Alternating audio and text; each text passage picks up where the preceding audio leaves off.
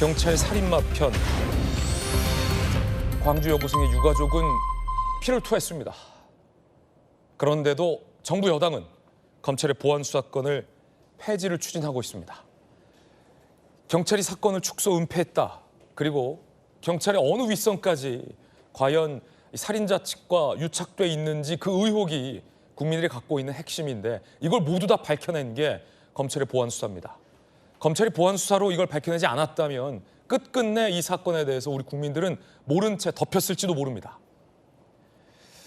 오늘 이 이야기를 저희가 시작함에 앞서 제일 먼저 들려드리고 싶은 목소리는 바로 무참히 살해된 여고생의 어머니입니다.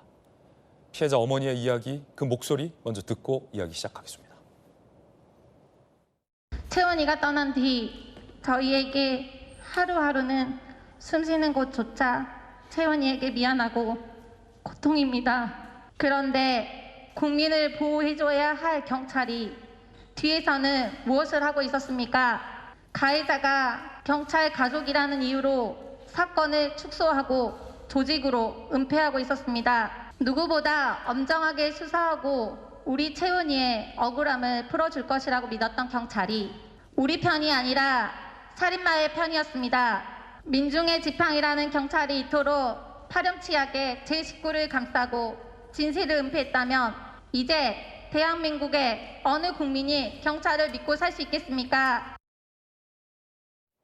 고 이채원 양의 어머니의 말씀은 단 한마디도 틀린 말이 없습니다. 그토록 믿었던 경찰이 살인마가 경찰 가족이란 이유로 사건을 축소하고 은폐하고 조직적으로 이런 행동을 했다. 어떻게 경찰을 믿을 수 있겠느냐라는 딸을 잃은 엄마의 이 말에 누가 반박할 수 있겠습니까?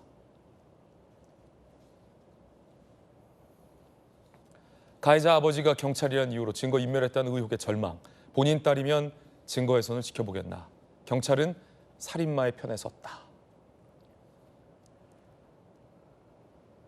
경찰은 살인마의 편에 섰다. 마침 이 장윤기 사건을 수사했던 광주 광산경찰서 수사팀장이 구속됐습니다. 증거인멸 혐의 인정하십니까? 하실 말씀 있으신가요? 피의자한테 하실 말씀 없으세요? 억울하지 않으세요? 하실 말씀 없으세요? 하실 말씀 없으세요? 하실 말씀 없으세요? 혐의 인정하십니까? 취재진의 질문에 마치 도망가듯 재빠르게 차에 올라탄 수사팀장은 결국 구속됐습니다. 광주 출신의 우리 김유정 의원님 오늘 모셨는데 믿었던 경찰이 살인마의 편에 섰다라는 딸 잃은 어머니의 눈물, 그리고 저희들이 보내드린 바로 두 번째 장면은 이 수사팀장의 영장심사 장면이었습니다. 어떻게 보셨습니까? 아니, 자식을 그렇게 먼저 보낸 것도 상상할 수 없는 고통일 거라고 생각이 되는데, 더군다나 수사만큼은 제대로 해주길 기대했던 경찰이 오히려 사건을 은폐하고 심지어는 가해자, 피의자의 부친이 아버지였다는 것도 검찰의 보안 수사를 통해서 밝혀지고, 이런 일련의 상황이 더 기가 막힐 거라고 생각합니다. 저 어머니의 절절한 그 한마디 한마디가 정말 뼈에 사무치게 느껴지는 아침인데요. 더군다나 저 수사팀장이 뭐 케이블 타이 이런 것들 다 증거로 제출하지도 않고 수사 역량이 부족했는지 그냥 은폐가 목적이었는지 알 수 없을 만큼 그런 짓을 저지른 거 아니겠습니까? 그래서 부끄러운 줄 알고 지금 저렇게 부끄러워서 도망가는 듯이 차에 타고 모자와 마스크로 가리고 이렇게 가는 것인지, 부끄러울 짓을 왜 했는지부터 정말 묻고 싶고요. 그래서 이 사건이 지금 발생한 지 2달이 지났거든요. 그런데 그 피의자의 장윤기의 부친이 경찰이라는 것도, 또 큰아버지가 또 경찰이라는 것도 최근에 알려진 사실들인데, 그게 모두 보안 수사를 통해서 지금 이 사건의 은폐, 부친의 행적 이런 것들이 다 알려지게 된 거거든요. 네. 그런 점에서 아마 저 피해자의 부모는 더 아마 원통하고 분통이 터질 일이 아닌가 생각합니다. 왜냐하면 2달 동안에 정말 정확하게 경찰이 수사해서 이 사건의 진상을 밝히고 해주기를 기대를 했는데, 오히려 몰랐던 이 사실들을 새롭게 알게 된 거 아닙니까? 은폐하려 했고 알고 봤더니 경찰 가족이라는 이유로 뭔가 더 윗선까지 연결된 게 아닌가라는 의혹을 가질 수밖에 없는 그런 여러 가지 정황들이 드러나고 있다는 점에서 정말 힘없는 서민들이 이거 어떻게 해야 되지? 이 억울함을 어떻게 풀어야 되지? 이런 생각들을 아마 많은 국민들이 하게 되실 것 같아요. 그런 점에서 저 어머니의 절규가 정말 더 가슴 아프게 느껴지고요. 이 사건은 정말 정확하게 수사해서 이 억울함을 풀지 않으면 안 되겠다라는 생각을 많은 분들이 하실 것 같습니다. 네. 정부 여당이 주도해서 이제 곧 검찰은 사라집니다. 사라지기로 결정이 됐습니다. 이제 남은 검찰의 보안 수사권마저 정부 여당은 폐지를 추진하고 있습니다. 경찰과 검찰은 그간 대한민국에서 서민들을 지켜줬던 든든한 양대 수사기관이었습니다. 둘 다 서민의 편이었죠. 어느 기관이 더 좋다 나쁘다를 떠나서 한쪽 기관에만 모든 역량을 몰아주는 것이 과연 온당하냐라는 그 질문을 많은 국민들이 아마 이 장면을 보며 하고 계실 것 같습니다. 잠시 후에 이 논란은 전문가들과 함께 이야기 나눠보겠습니다. 자, 결국 앞서 봤던 수사팀장은 구속됐습니다. 장인기 수사 광주 광산경찰서가 어떻게 되는지 볼까요? 서장 대기발령, 형사과장 대기발령, 수사팀장 구속, 직위 해제됐어요. 법원이 영장 발부한 겁니다. 자, 팀원 4명은 수사 대기발령됐습니다. 장인기의 부친도 대기발령됐습니다. 믿었던 경찰이 살인마의 편에 선긋다라는 딸 잃은 어머니의 외침. 윗선의 개입이 있었는지가 지금 핵심입니다. 함께 보시죠. 5월 5일 범행 후 긴급 체포, 새벽 광산경찰서장 주재회의, 6일 수사팀원은 살인자의 부친에게 윗선에서 아버지 경찰인 사실 모르게 하라라는 지시가 있었습니다. 함구하기로 했습니다. 다른 보도에 따르면 선배님 하며 살인자의 아버지인 경찰 간부에게 통화를 했다라는 의혹까지 보도되고 있습니다. 안녕한 의원님, 네. 법조 출입 기자 오래 하셨잖아요. 네. 그 한 신문이 한 영화의 대사를 앞서 신문 읽어주는 남자에서 인용했습니다. 내가 너그 서장이랑 다 했다 라는 영화의 한 대사를 인용했는데 이게 윗선에서 함구하라고 지시했다. 그러니까 살인자의 부친이 경찰 간부라는 사실을 국민들 아무도 모르게, 검사들 아무도 모르게 함구하라는 혹시 지시가 있었던 건 아니냐라는 게 통화 내용에서 불거진 지금 의혹이에요. 네. 어떻게 보십니까? 과거 이제 검찰이 제 식구 감싸기에 대한 논란이 많았었습니다. 그런데 이제 이번 경우는 경찰의 제 식구 감싸기 한 케이스가 되는데요. 저는 수많은 경찰관들 전체를 비판하고 싶지는 않습니다. 지금 저희들이 뭐 광화문에서 지금 뭐 방송하고 있지만 지금 저 앞에서 뜨거운 벽 아래에서 열심히 경호 경비를 쓰고 있는 경찰관들 얼마나 고생 많습니까? 그럼요. 그런 분들 많습니다. 그런데 이제 문제는 경찰관 수가 전국에 13만 명입니다. 와. 13만 명 가운데는 별별 사람이 다 나타날 수도 있겠지요. 특히 이제 검찰하고 다르게 검찰은 현재 정원 2,300명인데 실제 일하고 있는 사람 한 2,000명 정도 돼요. 검찰은 1, 2년 단위로 계속 로테이션 시킵니다. 그래서 지역 가서 향토 세력과 뭉쳐질, 그러니까 향토 세력화될 가능성이 좀 낮습니다. 상대적으로. 그렇지만 경찰은 총경급 이상을 제외한 경정급 이하, 특히 경관급 이하는 그 지역에서 승진하고 그 지역 경찰서 몇 군데를 도는 경우가 굉장히 많습니다. 그래서 지역과 유착될 가능성, 저는 된다는 이야기는 하지 않겠습니다. 가능성이 상대적으로 높다는 겁니다. 그럼 이번 사건도 그런 케이스가 아닌가 싶은데요. 저는 절대 권력, 견제받지 않은 권력은 부패하기 마련입니다. 지금 경찰에게 모든 수사권을 넘겨줬을 때 부패하지 말란 보장이 없는 것이죠. 지금 뭐 김창민 감독, 그때 뭐 폭행으로 숨진 감독 관련 사건도 검찰이 보안 수사를 통해서 밝혀냈습니다. 이번 사건도 마찬가지예요. 지금 전국에 1년에 경찰에 제보 또는 들어온 사건이 약 200만 건입니다. 이 가운데서 형사 사건화 되는 게 146만 건이에요. 그리고 기소가 된 사건이 40만 건입니다. 그러면 검찰이 다뤄서 기소한 게 40만 건이에요. 지금 나는 지금 여당에서 검찰의 기소권 유지하되 수사권을 완전 폐지하겠다는 데는 과도한 피해의식이 아닌가 싶어요. 현재 여당은 강자입니다. 권력을 15년 동안 잡고 20년째 지금 잡고 있습니다.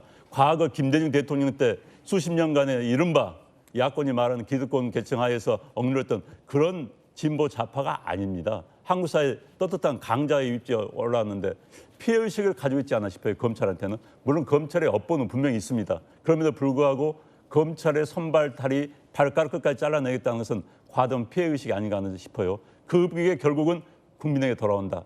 자, 검찰의 기소한 건수가 아까 말씀드린 것처럼 약 60만 건이라고 했습니다. 60만 건 가운데 야당이 지금의 여당이 문제 삼는 건수가 몇 건이 되겠습니까?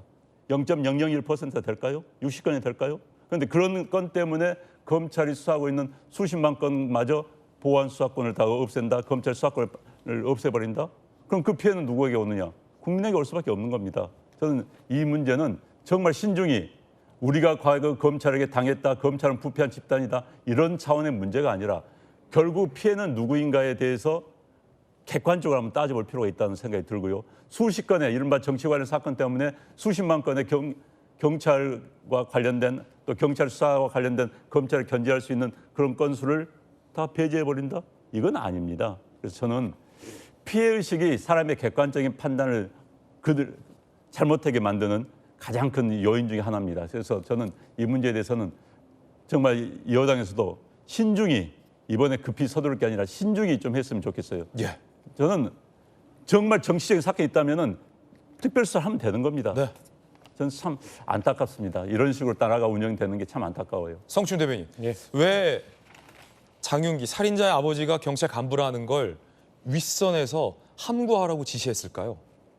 이게 의혹의 지금 핵심인데. 그게 이제 알려지게 되면 그 수사에 대한 신뢰를 잃게 될 수 있으니까 그런 것들을 감추려고 한 것 같은데 그런 지시를 내린 것 자체가 지금 경찰의 신뢰를 깎아먹은 거죠. 네. 때문에 경찰을 믿기가 어려운 국민들이 점점 많아지지 않을까라는 안타까운 생각이 있고요.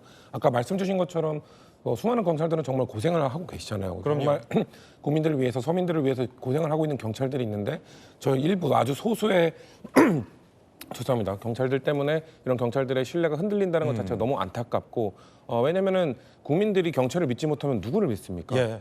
국민들이 정말 억울한 일이 있을 때 피해를 봤을 때 경찰에 가서 호소를 해야 되는 건데 그 경찰에 대한 신뢰가 무너졌다는 차원에서 저는 저 사건 하나에 대한 책임이 저들에게 있는 게 아니라 경찰 전체의 신뢰를 무너뜨린 더 큰 책임이 있다라는 것을 지적하지 아니할 수 없을 것 같고요. 우리 당도 이 사건에 대해서 상당히 신중하게 접근할 필요가 있을 것 같습니다. 왜냐하면 이게 이 장윤기 사건 하나로 이 문제가 된 게 아니잖아요. 그렇죠. 사실 수많은 사건들, 예를 들면 김창민 감독 사망 사건이나 예. 부산 돌려차기남 사건이나 그럴 때마다 이 보안 수사권의 필요성에 대해서 계속해서 얘기를 해왔거든요. 이게 보수 야당에서만 얘기한 게 아니라 진보 진영 내부에서도 얘기가 나왔었어요. 그러니까 사실 대통령실에서도 이거를 좀 논의를 해봐야 되는 거 아니냐라는 국회 어차피 입법의 영역은 국회니까 해야 된다고 했는데 보안 수사권 관련해서 제가 장윤기 사건도 아마 마찬가지일 겁니다. 장윤기 사건, 돌려차기남 사건 이걸 꺼내면 그래서 검찰 개혁에 그럼 반대하는 거야? 이런 식으로 나와버리거든요. 보안 수사는 신중해야 된다라고 하면 그렇죠. 검찰 개혁에 반대하는 거야? 그런 식으로 논쟁을 깨버리니까 얘기를 할 수가 없었어요. 우리 당에서도. 그래서 지금 사실 저는 보안 수사권 폐지 당장 지금 완전 폐지해야 된다라고 주장하는 분들이 자 장윤기 사건 같은 게 또 일어났을 때 그럼 어떻게 막을 거야? 대안. 어떻게 보완할 거야를 대답을 해야 돼요. 네. 근데 지금 강하게 보안 수사권 폐지 주장하는 한 전직 의원이 최근에 방송에 나와서 이 얘기하더라고요. 그럴 때는 언론에 알리면 된다. 언론에 알리면 된다라는 황당한 답변을 내놓더라고요. 저희는 강제 수사권이 없어요. 그렇죠. 그리고 언론에 알리는 거 그 피의 사실 공표 아닌가요? 그러니까 그것도 안 되는 거고. 근데 언론에 알린다고 언론이 그걸 다 받아줍니까? 언론이 하루에 지금 우리 대한민국에서 고소고발건이 1000건 이상이 고소고발이 이루어진다는데 그런 거에서 억울한 사람들이 얼마나 많겠습니까? 억울한 사람들이 얘기하면 언론이 다 받아주기 그것도 아니에요. 언론에 알리는 것도 방법이 아닌데 그러니까 지금 보안 수사권 완전 폐지를 강하게 주장하는 분들은 이거에 대한 대안을 지금 사실상 대답을 못하고 있는 겁니다. 저는 그렇기 때문에 이거에 대한 대답을 못할 거면 이거에 대한 입장을 우리가 한 발자국 물러설 수도 있어야 된다. 네. 그렇기 때문에 좀 당 내에서 이거 자체를 논의하는 것 자체를 지금까지 못하겠거든요. 제가 말씀드린 것처럼 넌 그러면 검찰 편 드는 거야? 넌 역시 검찰 출신이라 안 돼. 이런 식으로 몰아갔단 말이에요. 저는 이제 얘기할 수 있는 분위기는 안타깝지만 정말 이런 안타까운 사건으로 인해서 얘기는 할 수 있게 된 것 같아요. 그래서 저는 우리 당 안에서도 이거에 대한 좀 목소리를 내는 분들이 많아야 될 것 같고 법사위든 어디든 의총이든 열어서 우리 당의 입장도 이것과 관련돼서 이런 대책이 있다, 이런 대안이 있다. 이거를 국민들께 설명해 드리지 못한다면은 나중에 책임에서 자유로울 수 없을 겁니다. 예. 보안 수사권 필요한 거 아니냐라는 얘기를 꺼내는 것조차 막아왔다. 사실 저희 도직구쇼에 출연하고 있는 우리 김유정 의원님과 성추윤 대변인은 당이 하고 있는, 민주당이 하고 있는 이야기와 다른 소신들을 평소에도 잘 밝혀준 분인데 오늘도 멋진 소신의 의견을 밝혀주셨군요. 첫 번째 의혹은 윗선에서 경찰관 가족위원과 함구하라는 지시가 있었느냐라는 의혹입니다. 두 번째 의혹은 이겁니다. 이 수사팀이 범행에 활용된 차량을 장윤기 부친에게 돌려준 뒤 수사정보 유출까지 했다는 의혹입니다. 경찰은 블랙박스 SD카드를 확보하지 않았습니다. 차량을 돌려주며 장윤기 부친에게 차량의 내비게이션과 블랙박스를 보려 한다라는 걸 알려줬다. 검찰은 증거인멸의 기회를 제공했다라고 의심하고 있습니다. 그 블랙박스는 결국 검찰이 나중에 찾아냈습니다. 당시 수사팀장의 지시 한번 볼까요? 세 번째 의혹은 케이블타이입니다. 영상 속의 수사팀이, 경찰 수사팀이 촬영을 하면서 케이블타이다. 케이블타이 있는데? 웅성거리며 대화한 게 녹음됐어요. 그런데 경찰은 케이블타이 실물 확보를 하지 않았습니다. 수사팀원은 수사팀장이 확보하지 않고 그대로 놔두라고 지시했다. 그리고 케이블타이와 차량 메모리 카드는 그대로 차량과 함께 장윤기 측에게 인계됐습니다. 검사 출신의 김광삼 변호사님, 이 장면 어떻게 보십니까? 일단 저 차량은 장윤기 아버지 것인데 이제 범행에 제공된 차량이잖아요. 그 차량 안에 피해자의 혈흔이 있었다는 거고요. 그다음에 케이블타이. 근데 케이블타이 있으니까 웅성거렸다는 거 아니에요? 아니, 케이블타이가 단순한 전설을 묶는 데 사용한 케이블타이였다고 하면 수사하는 사람들 웅성거릴 이유가 없잖아요. 그럼 경찰들도 저게 수상하고 중요한 증거라는 걸 인지하고 있었다는 뜻이죠? 알죠. 케이블타이도 있네. 이건 무슨 의미예요? 케이블타이도 있네. 이거 어감이 틀린 거 아니에요? 그러면 그 증거물로 압수를 해야죠. 당연하죠. 수사팀에서 케이블타이가 있어 하면서 웅성거렸다는 것은 무슨 얘기죠? 이거 케이블타이 가지고 납치하려고 했구나. 그것이 일반 사람 상식도 알 수 있는 거 아닙니까? 사실 형사들이 전문가들이라 딱 보면 범죄 현장에서 주요 단서와 증거들을 정말 잘 포착하거든요. 근데 당연히 수사해본 경험이 있는 경찰관은 당연히 알겠죠. 그럼요. 그러면 수사의 ABC는 압수수색하는 거 아니에요? 그런데 그걸 놔두라고 지시를 했다는 거 아니에요, 수사팀장이.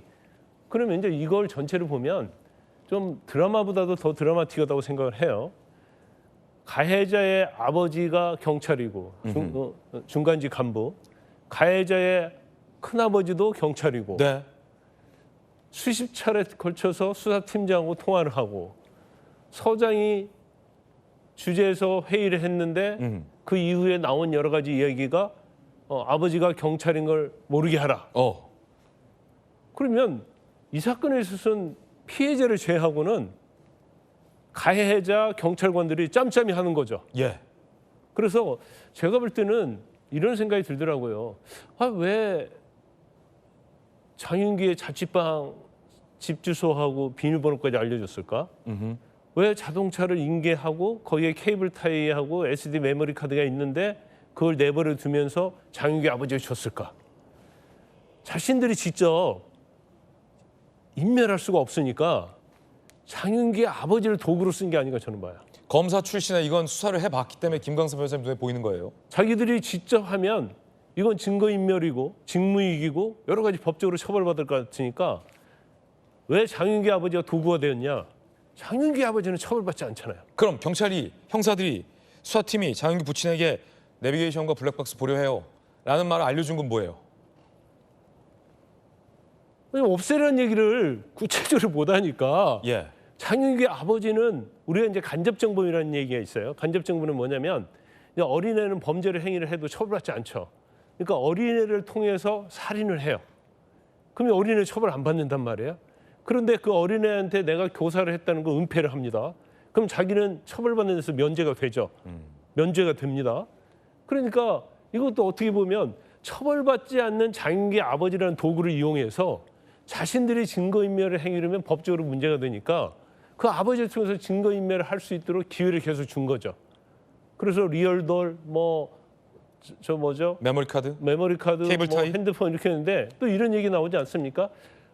장윤기 아버지가 전화를 합니다. 수사팀장에게. 장윤기가 휴대폰을 어디다 버렸다고 해요. 그러니까 알려줘요. 첨단대교 밑에 버렸다고 합니다. 그 말은 뭐예요? 우리가 그걸 없애지 못하니까 첨단대교 밑에 가서 찾아서 없애라. 그런 취지로 우리가 익힐 수밖에 없는 거 아니에요? 그러면 결과적으로 따지면 이미 이 사건 자체는 처음에 수사에 착수했을 때부터 강간 목적 살인이라는 걸 인식을 한 거죠. 그런데 유선의 지시가 있던 아니면 내부의 회의가 됐던 이것은 살인죄로 가자. 그러면 살인죄로 검찰을 송치하려고 보니까 강간 목적 살인죄에 증거가 되는 것들이 여러 가지 많이 있단 말이에요. 그래서 그거를 다 그렇죠. 그걸 없애지 않으면 나중에 자신들도 문제가 되고 검찰에 가면 이 사건들이 뒤집어져서 강간 목적 살인으로 기소될 가능성이 크니까 처벌받지 않는 당신, 장윤기 아버지, 당신이 알아서 하세요. 전체적으로 보면 이런 시나리오가 있었다고 볼 수밖에 없다. 저는 그렇게 봅니다. 자, 이건 검사 출신의 김광선 변호사님의 시각입니다. 사실이라면 정말 충격적인 얘기입니다. 경찰이 케이블 타이다 라며 확보하지 않았던 그 케이블 타이는 결국 어디서 발견됐을까요? 장윤기 부친의 집에서 발견됐습니다. 장윤기를 긴급 체포했고 형사들은 케이블 타이를 봤지만 증거물로 확보하지 않았습니다.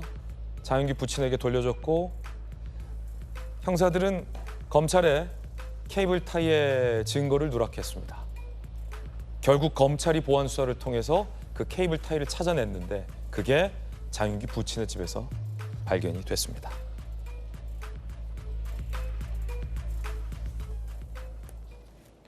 검찰이 보안 수사를 하지 않았다면 결정적인 단서인 이 케이블 타이는 끝내 발견되지 않았을 수 있었을 겁니다. 검찰은 케이블 타이 40cm 한 묶음을 발견했고요. 성범죄 목적 혐의를 입증할 결정적 단서라고 이야기했습니다. 통상 수사기관은 케이블 타이의 길이가 30cm를 넘을 시에 손목, 발목 결방용으로 판단을 합니다. 이게 수사의 기법이고 노하우인 것 같습니다. 김유정 의원님. 검찰이 보안 수사로 케이블 타이를 찾아내지 않았다면 이 사건의 의미와 성격은 완전히 달랐을 거예요. 경찰이 만약에 특정 혐의로 몰고 가려 했었다라는 게 사실이라면 그 목적대로 됐겠죠. 검찰이 밝혀내지 않았다면 말이죠. 그러니까요. 지금 저 가해자의 이야기는 케이블 타이를 전선 묶을 용도라고 했다는 거잖아요. 그런데 전선 묶을 용도의 케이블 타이를 40cm를 쓰지는 않습니다.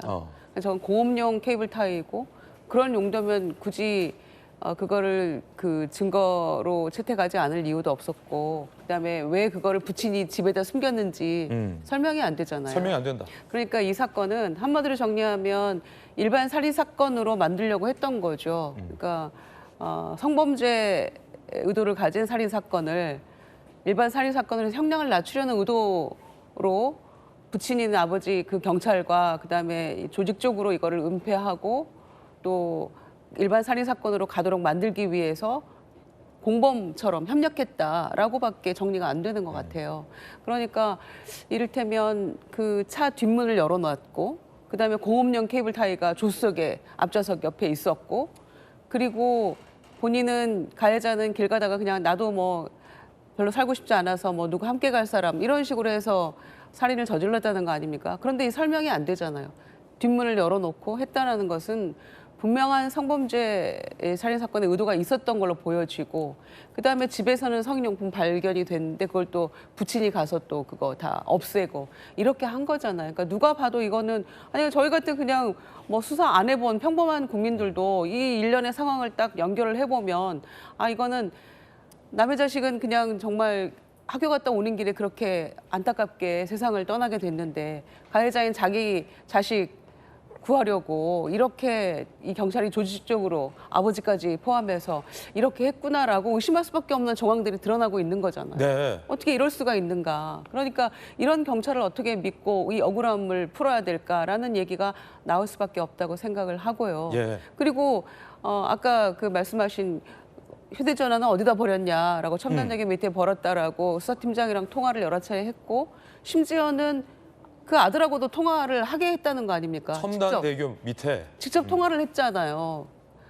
통화를 해서 다 다시 한번 확인을 하고 거기다 버렸다라는 것을. 근데 아버지가 경찰이 아니었다면 또 조직적으로 이 뭔가를 하려고 하지 않았다면 이거를 그냥 일반 가해자하고 이를테면 평범한 아버지하고 통화할 수 있나요? 이거 불가능한 일이잖아요. 수사 받으면서. 그리고 일일이 블랙박스 보려고 한다. 뭐 차량은 어디 있다. 그 집 비밀번호는 뭐다라고 알려주나요? 그러니까 상식적으로 생각해 보면 이 문제는 금방 사건의 전말이 드러날 수 있는 거라고 저는 생각을 하고요. 장윤기 부친에게 핵심 증거들을 은폐할 수 있도록 현직 경찰들이 기회를 줬다라고 그렇죠. 김유정 의원님도 의심이 된다. 그렇게 당연히 그렇게 보이죠 지금. 장윤기의 큰아버지도 경찰관인 사실을 저희 채널의 취재 결과 확인했습니다. 물론 큰아버지가 여기에 연루됐다라고 단정할 수는 없습니다. 경찰 가족이었다라는 의미에서 봐주셔야 될 것 같습니다. 제가 궁금한 건 안용환 의원님, 법조팀장 하셨잖아요. 네. 만약에 의도를 갖고 경찰이 케이블 타이도 확보하지 않고 아버지가 경찰이었다는 것도 검찰에 넘기지 않고 당시에 이 차량 안을 촬영한 영상도 검찰에 넘기지 않고 통화 내역도 검찰에 숨겼는데 경찰들은 정말 검사들이 이걸 얘기하지 않으면 모를 거라고 확신했던 걸까요?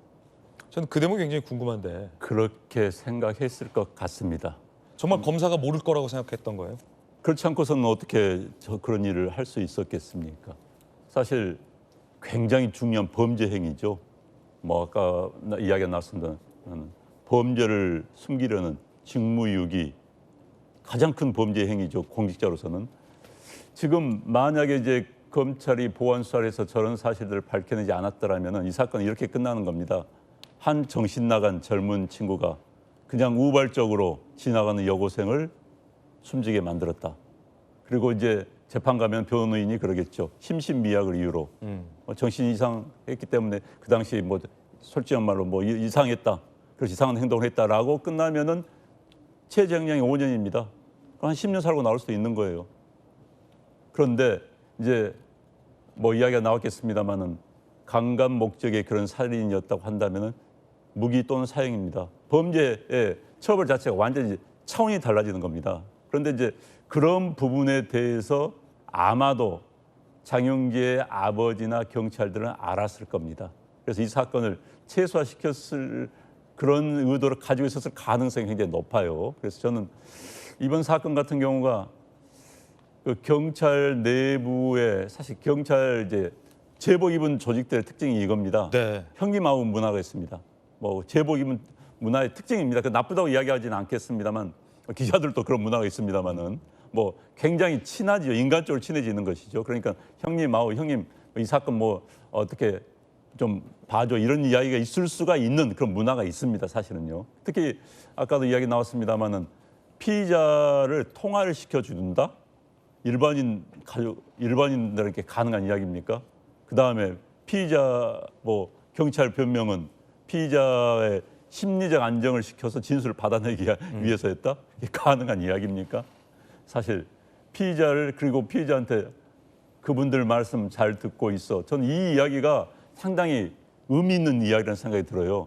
그러니까 역으로 생각한다면 이미 아버지가 어느 정도 이야기해놨으니까 그분들 지시대로 너는 진술을 하면 돼 라는 식의 느낌이 들었어요. 꼭 그랬다는 이야기는 아닙니다만 그렇게 함정 의심이 드는 상황입니다. 저는 이 경찰의 수사 정말 앞서 말씀드린 것처럼 열심히 하고 있는 분들도 많지만은 경찰 관련된 또 지역에서 유착된 부분들이 생기면은 이런 일이 또다시 일어나지 않으리라는 그런 보장이 없다는 네. 거, 이게 문제인 것이죠. 그래서 다시 한번 검찰의 보안 수사권 문제에 대해서는 고민을 해봐야 되지 않을까 싶습니다. 지난 5월 검찰 송치 당시 장윤기 얘기 들어보시죠. 지금 심정이 어떠십니까? 죄송합니다. 스토킹이어서 왜 찾아갔습니까? 범행 동기는 뭡니까?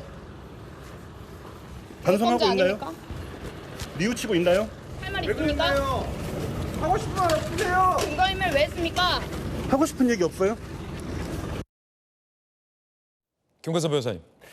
이 사건 자체가 이제 나쁜 경찰의 짬짬이, 그리고 살인마의 편인 경찰, 이제 이거에 우리가 정말 분노를 하고 있잖아요. 근데 이제 반대로 한번 생각을 해보면, 제가 볼 때는 이걸 밝혀낸 검사는 대단하다고 저는 봅니다. 네. 지금 검사들이요, 사건이 500건, 600건 갖고 있어요. 다 특검에 착출돼 가고 있고요. 그다음에 문제는 또 뭐냐면 10월대로 검찰이 폐지되거든요. 검사 수사하고 싶겠어요? 대충 남겨놓고 갖고 싶겠죠.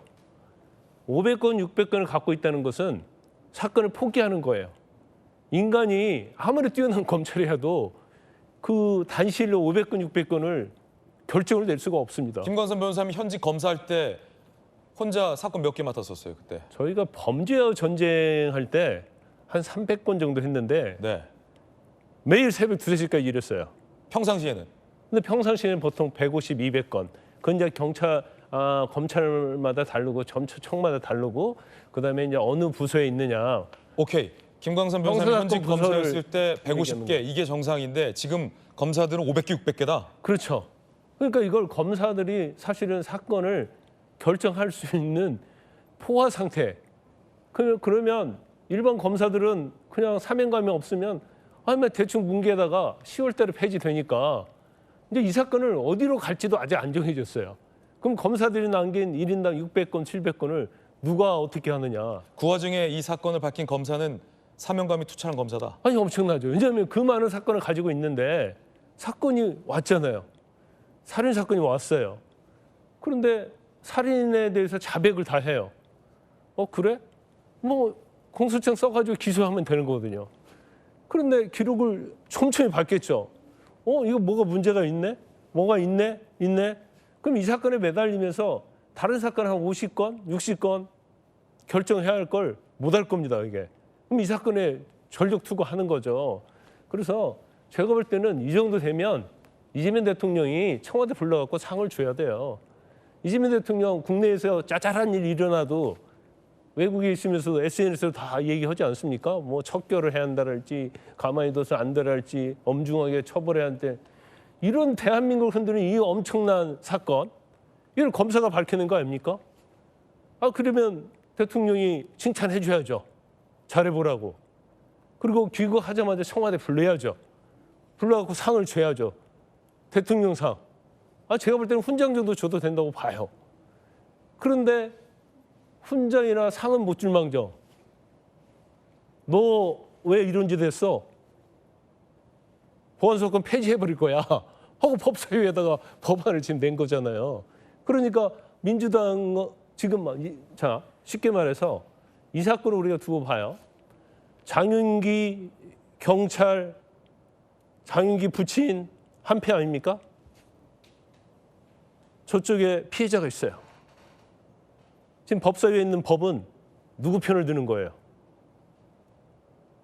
경찰 장윤기 아버지 장윤기 이 편 드는 거 아니에요? 그 법 자체가 지금 법사위에 올라가 있는 거예요. 왜 이렇게 가는지 모르겠어요. 물론 뭐 언젠가 대한민국에도 정의가 실현이 될 날이 있겠죠. 김관선 변호사님의 개인적인 견해입니다. 정부 여당은 경찰이 증거를 없애도 검찰의 보안 수사권을 없애겠다라는 법안 발의에 속도를 내고 있습니다. 그러자 야당이 법사위에서 강하게 항의했습니다.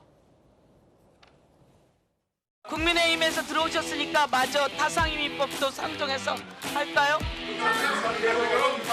회의 진행을 방해하면 국회법에 따라 조치를 취할 수밖에 없다는 말씀을 드리면서요.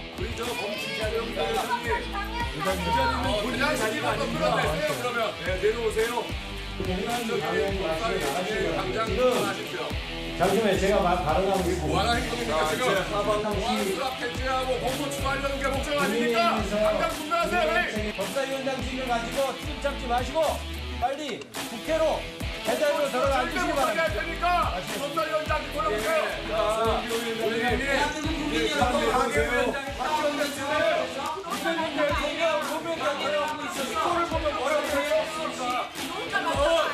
의회 민주주의를 생각해 주십시오.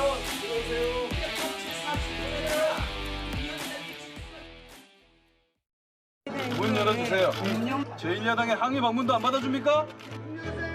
아니면 윤상현 의원께 법사위원장을 주세요. 소통도 안 하려고. 뭐가 이렇게 무서워요? 법사위원장 뭐하노? 열었어요. 들어가겠습니다. 아니, 일단 우리 나가니까 잠깐. 회의장 들어가는 이런 식으로 할 거면 국회의원을 왜 합니까? 뭐라고요? 이런 식으로 일방적으로 할 거면 뭐 합니까 지금? 민생을 위한 제1야당의 항의 방문도 안 받아줍니까? 77 입특막범이 민생법이에요? 국민을 피해서 해야지 법리가 필요해서 그래요. 민생 망치는 법을 이렇게 밀실에서 처리합니까? 여러분 장유기 사건이 정치 검찰이에요. 치겠습니다. 장유기 사건도 검찰의 조작 기소예요. 그걸 말을 해야죠. 여당 민주당은 보안수사권을 폐지하는 내용의 법안을 어제 법사위에 상정했습니다. 속도를 내서 검찰의 보안수사권을 폐지한다라는 당내 분위기입니다. 야당이 이에 대해서 항의하자 야당의 항의 방문도 결국 받아주지 않은 모습 보고 계십니다. 김유정 의원님, 왜 이렇게 보안수사권 폐지에 속도를 낼까요? 글쎄 이제 상정을 했는데 언제까지 처리를 하겠다 뭐 이달 말 얘기도 나오고 뭐 다음 달 일단 10월 2일 날 중수청 공소청이 출범을 하니까 그 전까지는 형사소송법 개정안이 뭔가 마련이 돼야 되겠죠. 대책은 마련해야 되니까요. 이 사법 그 검찰 개혁의 어떤 근간을 이루는 부분이기 때문에 이거는 개정은 돼야 되는 게 맞는데 중요한 건 이 보안수사권 관련해 가지고 그럼 대책이 뭐냐? 정성호 법무부 장관도 얘기했고 또 얼마 전에 7월 1일 날 전현직 대통령 두 분이 만나서 문재인 전 대통령도 국민이 억울하지 않도록 해야 된다 이런 얘기도 했던 거 아닙니까? 그리고 이재명 대통령은 뭐라고 얘기하셨죠? 경찰은 어떻게 믿냐 우리가. 그래서 정말 매우 제한적으로 뭔가는 있어야 되는 게 아닌 게 내 생각인데 그럼 국회 권한이니까 국회에서 수기해서 하고 책임도 져라 이렇게 얘기했잖아요. 근데 그래서 정부에 계셨던 김민석 전 총리가 정부 입장도 단 것 같다라고 해서 국민들은 사실 의아해요. 대통령과 정성호 법무장관의 발언이 그냥 말뿐인지 아니면 국민들 앞에서 말은 그렇게 하시고 뒤에서는 당과 함께 검찰 보안수사권을 폐지하라는 한 목소리인 건지 솔직히 좀 헷갈립니다. 뭐가 진짜인지. 근데 저는 이 이제 수사기소 분리되고 그다음에 보안수사권까지 폐지가 되고 이제 시행이 된다고 쳐요. 그러면 만약에 이게 잘한 일이면은 금방 성과가 드러날 거고 이게 정말 문제가 있고 이 억울한 피해자가 제2, 제3의 지금 이 광주 사건과 같은 게 또 일어난다라고 한다면 민심은 금방 돌아설 겁니다. 돌아설 거다. 예, 왜냐면은 이 검찰개혁의 성패가 곧장 저는 다음번 총선이나 대선으로 연결된다고 생각하거든요. 그런 점에서 결국은 그냥 이 드러날 문제이기 때문에 저는 보안수사 요구권이나 혹은 그다음에 뭐 징계 요구권 말을 안 들으면 어떻게 할래요? 요구만 했을 때 그럼 뭐 징계 요구권 이런 걸로 과연 보안수사권에 버금가는 대체제가 될 수 있을 것인가? 국민 피해를 그 정도에 걸맞게 최소화시킬 수 있을 것인가에 대한 답을 국회가 해야 된다고 저는 생각을 합니다. 네. 제가 궁금한 게 저도 국회 출입 많이 해봤지만 안영환 의원님 국회의원 해보셨으니까 아시잖아요. 사실 여당의 어떤 이런 기류가 검찰을 폐지하고 수사권과 기소권을 분리한다.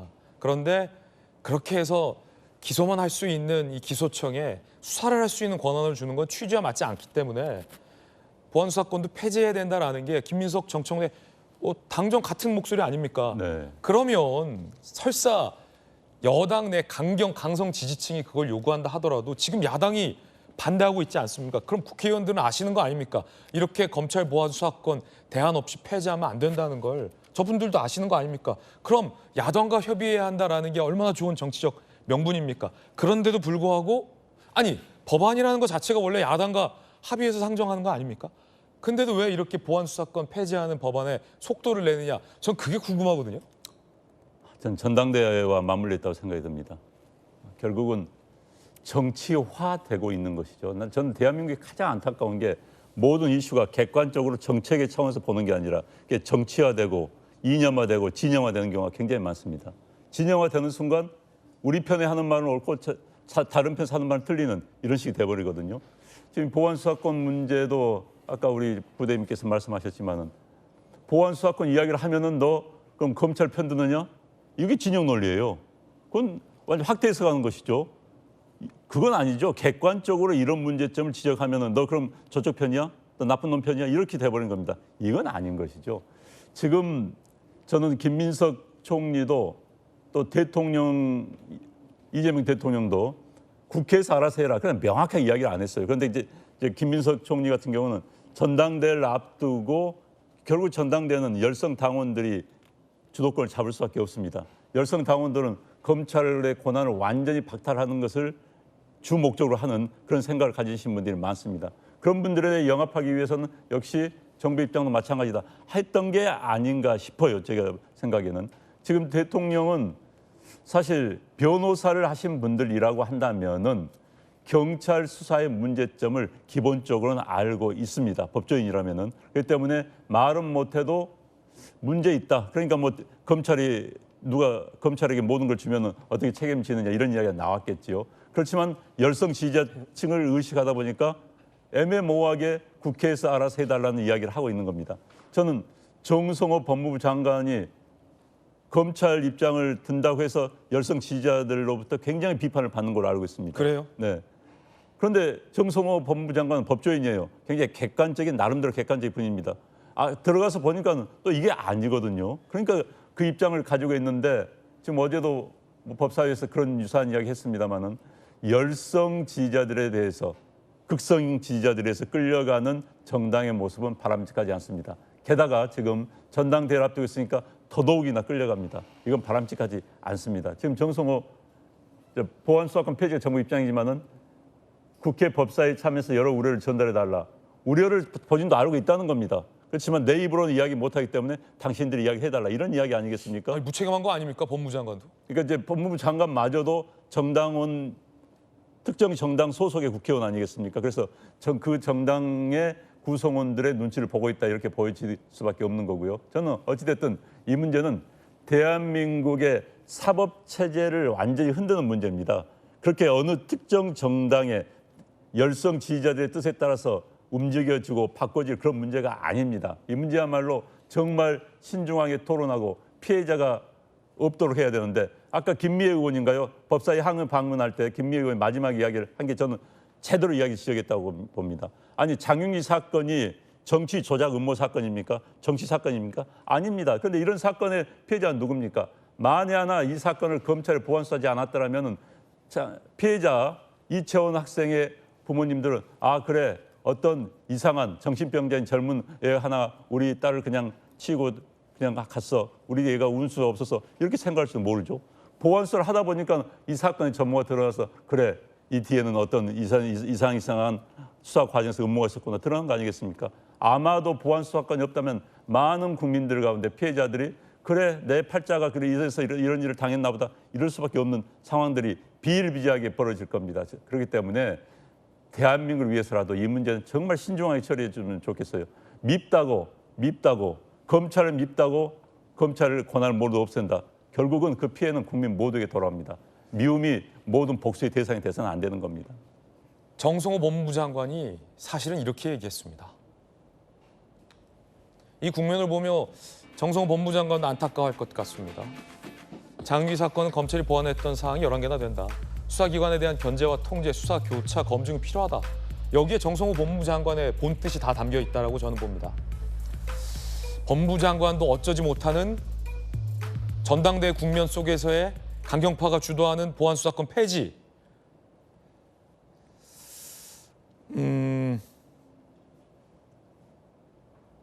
성춘 대변인님, 이해는 해요. 전당대회 앞두고 보안수사가 필요하다라고 얘기했던 대통령과 법무부 장관의 발언까지 사실은 180도로 뒤집어지면서 김민석 총리 또한 보안수사 폐지하자, 정청래 전 대표도 보안수사 폐지하자, 여당은 법안까지 상정하고 이해는 하는데 자, 보안수사가 폐지되면 결국 피해를 보는 건 살해된 강주 딸의 엄마예요. 국민들인데. 그럼 우리 국민들이 전당대회니까 국민들의 피해가 있지만 보안수사가 폐지되는구나라고 이해하고 넘어가야 되는 겁니까? 아니죠. 그렇기 때문에 저는 우리 당 내부에서도 지금 브레이크를 걸어야 된다고 생각을 하고 있고요. 그러니까 지금 보안수사권을 왜 그렇게 폐지를 하려고 하는가? 국민들께서도 다 이제 웬만큼 아실 겁니다. 사실 검찰이 수십 년 동안 이 보안수사권을 악용해 왔었죠. 그러니까 이 악용해온 보안수사권으로 인한 피해자는 사실 정치인들이었습니다. 정치인들을 정치 검찰들이 공격하고 그들을 죄를 치우고 하는 역할들을 보안수사권을 악용하면서 해왔기 때문에 자, 그러니까 폐지하자는 건데, 그런데 폐지하게 되니까 일반 국민들 저렇게 장윤기 사건 같은, 그리고 아까 제가 설명을 했었던 뭐 돌려차기남 사건 같은 일반 국민들이 피해를 입었을 때는 또 필요하거든요. 자, 그러면은 저희는 보안수사권 폐지를 해야 된다고 생각합니다만 일반 국민들이 피해를 보지 않는 뭔가 대책, 대안, 보완책 이런 것들은 마련돼야 된다고 주장을 하고 있는 거거든요. 이런 얘기도 사실 조심스럽게 하고 있는 겁니다. 이런 얘기를 하면은 그거는 사실상 보안수사권 주는 거야. 사실상 검찰의 권한을 계속 남겨두는 거야. 그렇기 때문에 그건 제대로 된 검찰 개혁이 아니야. 그러면은 그들은 계속해서 그걸 악용할 가능성이 여전히 있어라고 주장을 하거든요. 그러면 저는 계속해서 얘기를 하는 게, 자, 그걸 악용했을 경우 피해를 봤던 거는 정치인들인데, 근데 이거를 만약에 이거를 악용한다고 해서 그냥 완전히 없애버리고 보완책을 마련해두지 않고 보면은 피해를 입는 거는 정치인들이 아닌 일반 국민들이잖아요. 그러면은 일반 국민들과 정치인 어느 쪽이 피해를 봐야 되는? 물론 양쪽 다 피해를 안 봐야죠. 하지만 우리가 어디를 더 중하게 생각해야 되느냐? 저는 국민들이라고 생각하거든요. 그렇기 때문에 강성당원들 검찰 개혁을 완벽하게 해야 된다, 보안수사권 완전 폐지 지금 빨리 해야 된다라고 주장하는 당원들이 있다 하더라도 결국 우리 2년 뒤에 총선, 3년 뒤에 대통령 선거 누구랑 합니까? 국민들이 뽑아주는 건 아닙니까? 국민들에게 좀 더 의견을 수렴하는, 그 국민들의 말을 우리가 담아내는 정당이 돼야 되는데 이게 지금 안 되고 있는 게 좀 안타깝습니다. 지금 왜 속도를 내야 되는지 이해를 할 수가 없어요. 전당대회 전에 성과를 내야 된다? 전당대회 전에 뭔가 보고를 드려야 된다? 저는 아니라고 보거든요. 지금 이 정도 사건이 터졌으니까 저는 당내 누군가 용기 있는 의원들이 좀 나왔으면 좋겠어요. 제가 밖에서 아무리 이런 얘기를 해봐야 당 내에서 그래도 스피커 볼륨이 있는 의원분들이 이거 진짜 우리 브레이크 걸어야 됩니다라는 소신 발언을 해주셔야, 그래야 당에서도 논의를 전 제대로 할 수 있다고 보기 때문에 좀 용기 있는 의원님들이 좀 나와주길 바란다는 말씀드립니다. 검사 출신 한동훈 의원의 이야기 한번 들어보시죠. 경찰이었던 아버지가 수사를 담당하는 경찰과 내통해서 축소하고 암장시켰다는 것이죠. 결국 이런 일들이 앞으로 빈번해질 수밖에 없습니다. 그렇게 되면 억울한 죽음은 잊혀지고 묻혀지는 것이고 살인범은 자기 죄값을 치르지 않게 되죠. 이재명 민주당 정권이 정말로 살인자의 편에 서려는 것인지 묻고 싶습니다. 강자들은 별로 피해보지 않습니다. 어떻게든 자기의 권리를 보장받을 것이고 어떻게든 자기를 방어할 거예요. 살인자의 편에 설 것입니까? 그러면 안 됩니다. 볼 때는요, 정치인도 그렇고 일부 국민들이 보안수사권과 수사권의 구별을 못하고 있는 것 같아요. 수사권은 검찰이 독자적으로 수사할 수 있는 권한이고, 보안수사권은 경찰이 송치한 사건에 대해서 미비한 점이랄지 부실한 점이 있으면 보안 수사를 하는 거예요. 주로 형사 사건이죠. 그렇죠. 그래서 보안 수사권을 가진다고 해서 독자적으로 정치인을 수사할 수 없습니다. 그래서 이걸 뭐 검찰의 제 식구 감싸기에 그전에 관행이 있으니까 보안 수사권 없애야 한다, 이 말은 말이 안 되는 거예요. 경찰이 송치한 사건이 왔는데 어떻게 검찰이 자기 식구를 감쌀 수가 있어요. 보안 수사권 자체는 경찰이 송치한 사건에 한정해서 수사를 하는 거예요. 그런데 마치 보안 수사권을 주면 뭐 정치 수사도 할 수 있고, 그다음에 뭔가 제 식구 감싸는 사건도 수사할 수 있고, 그건 잘못 생각하고 있는 거예요. 그래서 제가 볼 때는 보안 수사권 폐지하는데 마치 이게 검찰 개혁처럼 얘기하는 것도 수사권과 보안 수사권을 구별을 못하고 지금 얘기하고 있는 거, 이렇게 얘기하고 있는 거예요. 이렇게 구별도 못하는 정치인들이 뭔 검찰 개혁을 하겠다는 거예요. 참 이해가 가지 않는 측면이 있죠. 진광선 변호사님의 개인적인 견해 전해드렸습니다.